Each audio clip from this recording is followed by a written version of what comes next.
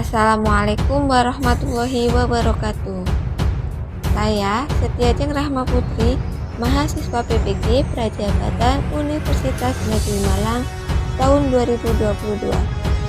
Di sini saya akan menjelaskan perjalanan pendidikan nasional.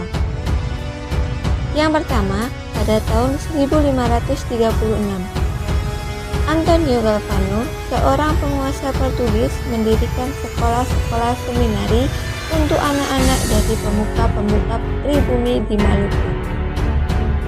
Pada tahun 1607, berdiri sekolah pertama di Ambon yang didirikan oleh VOC. Pembelajaran yang diberikan yaitu membaca dan menulis. Pada tahun 1617, sekolah pertama didirikan di Jakarta. Sekolah tersebut memiliki tujuan untuk menghasilkan tenaga kerja yang andal. Pada tahun 1850, didirikan sekolah kelas 1 yang lamanya 5 tahun. Sekolah ini disediakan untuk anak-anak dari lingkungan pegawai pamong praja, ditempatkan di kota-kota keresidenan. Selanjutnya, pada tahun 1854, itu juga didirikan Sekolah Bumi Putra yang hanya mempunyai 3 kelas. Rakyat hanya diberikan pelajaran membaca, menulis, dan berhitung. Selanjutnya, pada tahun 1899, Kiai Haji Hasyim Asy'ari, pemarkasa berdirinya Nahdlatul Ulama, mendirikan pesantren Tebu Ireng. Pada abad ke-19, didirikan sekolah kelas 2 yang lamanya minimal 4 tahun, ditempatkan di kota-kota kabupaten. Pengajaran ini lebih sederhana daripada sekolah kelas 1, yaitu membaca, menulis, berhitung, dan bahasa daerah atau bahasa Indonesia. Di penghujung abad ke-19, Hindia Belanda memutuskan mendirikan Scovia untuk menghasilkan dokter-dokter yang berasal dari kalangan pribumi. Pada 16 Januari 1904, Dewi Sartika membuka sekolah istri atau sekolah perempuan dengan jumlah murid 20 orang. Selanjutnya, pada Mei 1906, percobaan sekolah desa dimulai di 4 kabupaten, yaitu di Priangan, Cirebon, Kudu, dan Kediri. Sekolah desa dapat berfungsi sebagai salah satu upaya mengatasi merosotnya kemakmuran bumi putra dan memberantas buta huruf, khususnya membaca. Pada tahun 1912, Ahmad Dahlan adalah pendiri perkumpulan Muhammadiyah di Yogyakarta. Melalui perkumpulan ini, Ahmad Dahlan mengajarkan pendidikan Islam secara modern sesuai dengan tuntutan Al-Quran dan Al-Hadis. Selanjutnya, pada tahun 1915, didirikan sekolah-sekolah Vervok sebagai lanjutan dari sekolah desa.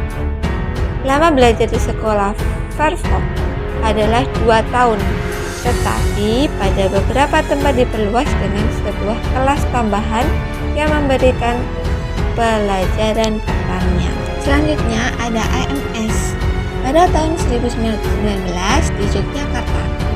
Pada tahun 1920 didirikan bagian A2 di Bandung dan pada 1926 bagian A1 di Solo.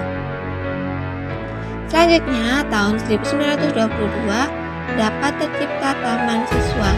Ini didirikan oleh Ki Hajar Dewantara, Bapak Pendidikan Nasional kita. Taman Siswa hadir sebagai jiwa rakyat untuk merdeka dan bebas.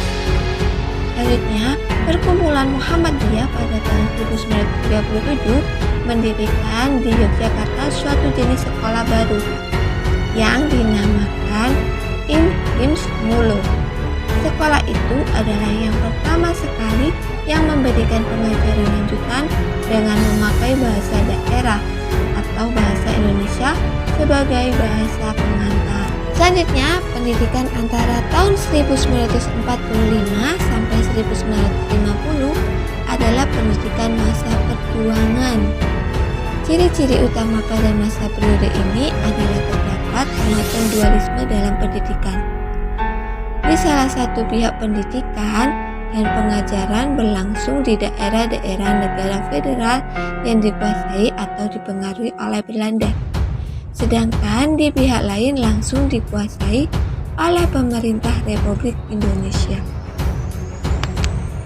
Pada tahun 1959 dibentuk Madrasah Tsanawiyah 3 tahun dan pada 1966 mulai dibuka pendidikan khusus perempuan dengan menawarkan model pendidikan. Masa Orde Lama diawali dengan pasca kemerdekaan yang dipimpin oleh Presiden pertama yaitu Bapak Insinyur Soekarno. Pada masa itu, pendidikan di Indonesia masih melanjutkan apa yang telah diterapkan dahulu oleh Jepang dan menggunakan bahasa pengantar bahasa Indonesia. Media pembelajaran pada masa itu menggunakan buku-buku yang diterjemahkan dari bahasa Belanda ke dalam bahasa Indonesia yang sudah dilakukan sejak zaman Jepang. Tahun 1968 sampai 1998 merupakan pendidikan Orde Baru. Hak untuk mendapatkan kesetaraan pendidikan tidak terpenuhi karena pemerintah masih mendominasi dalam pendidikan para pelajar. Kemudian pada tahun 1998 dimulailah masa reformasi atau masa perubahan. Perubahan yang paling signifikan adalah adanya otonomi daerah termasuk otonomi pendidikan. Pada masa ini pendidikan diberikan ruang kebebasan untuk dapat berkembang. Terima kasih. Sekian. Wassalamualaikum warahmatullahi wabarakatuh.